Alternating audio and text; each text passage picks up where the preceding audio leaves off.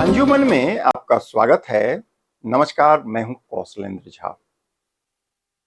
अंजुमन में आज की कहानी उस मां की है जिसके आंचल पर सरहद की एक लकीर खींच दी गई।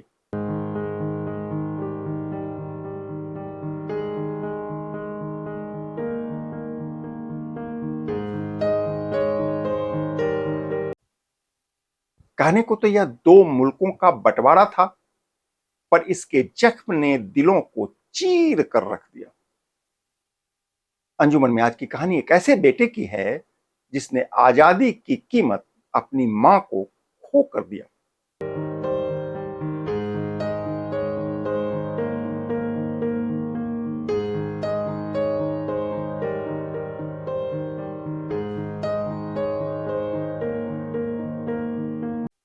वह 14 और 15 अगस्त 1947 की दरमियानी रात थी। रेडियो पर पंडित जवाहरलाल नेहरू की आवाज गूंज रही थी, at the stroke of the midnight hour. Long years ago, we made a tryst with destiny, and now the time comes when we shall redeem our pledge. At the stroke of the midnight hour, when the world sleeps, India will awake to life and freedom.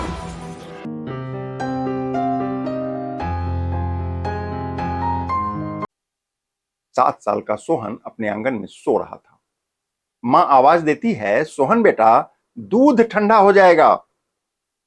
अलसाया Sohan आंखों को मिचते हुए नन्हे कदमों से चलकर मां के सीने से चिपक जाता है। तभी दूर से एक शोर सुनाई देती है। शोर का स्लोगन था, नाराए तकबीर।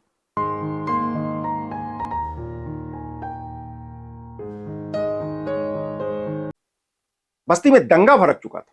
सुबह होते होते हालात इतने बिगड़ गए कि सोहन को अपना घर, अपनी बस्ती और तमाम यादों को छोड़कर परिवार के साथ भागना पड़ गया।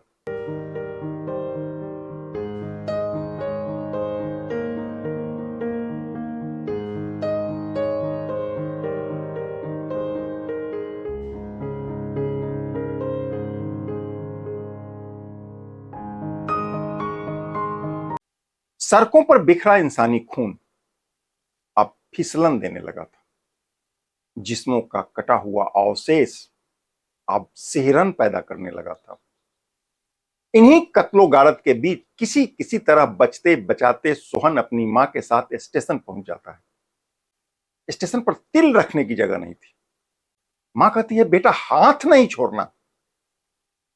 भीड़ ऐसी थी कि भारत आने वाली ट्रेन पर चढ़ना किसी जंग जीतने के समान हो रहा था। तभी स्टेशन पर कोहराम मच जाता है। दंगाई स्टेशन पर धमक चुके थे।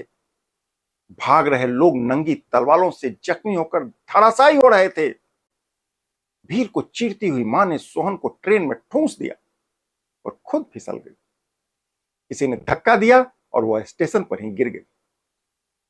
मां जब तक होश संभालती, ट्रेन खुल चुका था।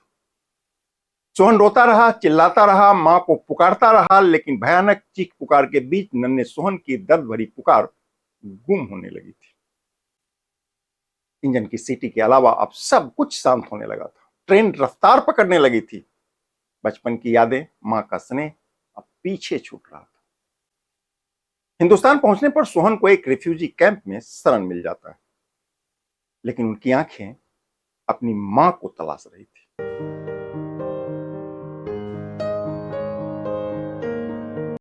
बरसों बीत गए। सोहन अब बड़ा हो चुका था। मां की यादें आज भी ताजा थी। सोहन को यह भी नहीं मालूम था कि उसकी मां अब तक इस दुनिया में है या नहीं। सोहन फेरी का काम करने लगा था। एक रोज उसकी नजर शहर के एक नाले के समीप बैठी एक बूढ़ी महिला पर पड़ी। फटी पुरानी कपड़ों में तन को ढकने की नाकाम कोशिश कर रही एक बूढ़ी औरत। वह बुरी तरीके से खांस भी रही थी। तेज बुखार भी था। न जाने क्यों सोहन ठिठक गया। वह रुका और महिला के समीप पहुंच गया। करीब आते ही वह चौंक गया। यह महिला सोहन की मां थी, लेकिन वह अपने बेटे के गम में पूरी तरीके से पागल हो चुकी थी। उसको कुछ भी याद नहीं था। सोहन तत्काल उसको लेकर अस्पताल गया। इलाज भी हुआ। और कुछ समय बाद महिला की मौत हो गई। सोहन के सिर से मां का स्नेह हमेशा हमेशा के लिए अब उठ चुका था, लेकिन आज भी जेहन में मां की स्मृति शेष बची है। बचपन की यादें शेष बची है। बचपन की अनगिनत यादों के बीच आंखों में आंसुओं का सैलाब उमड़ रहा था। बचपन की तमाम यादें, मां का दुलार और दंगाइयों की उन्माद, सब कुछ आंखों के सामने तैरने लगा था।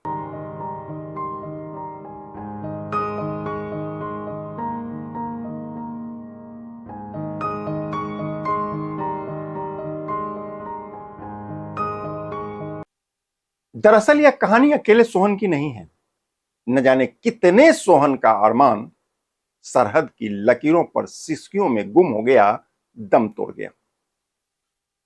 इंसानी जिद के आगे सरहद की लकीर ने न जाने कितने रिश्तों को लील लिया। कहते हैं कि जब मुल्कों की नफरत इंसान की मोहब्बत से बड़ी हो जाए, तब ऐसी अनगिनत सिसकियों को इतिहास के पन्नों में समेट पाना भी आसान नहीं होता है।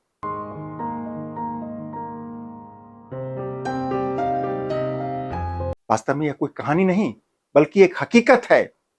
हकीकत है उस बंटवारा का जो हुआ तो जमीन के टुकड़ों का था, पर दर्द दिलों को दे गया। सरहद के दोनों ओर से अनगिनत सोहन आज भी अपनों के इंतजार में सिसकियां भर रहे होंगे। किसी को नहीं मालूम, धीरे धीरे यह दर्द अब कहीं गुम भी होने लगा है। उनकी आंखें पथरा गई हैं, पर उनके इंतजार का आज भी कोई इंतहा शेष नहीं बचा है। नमस्कार।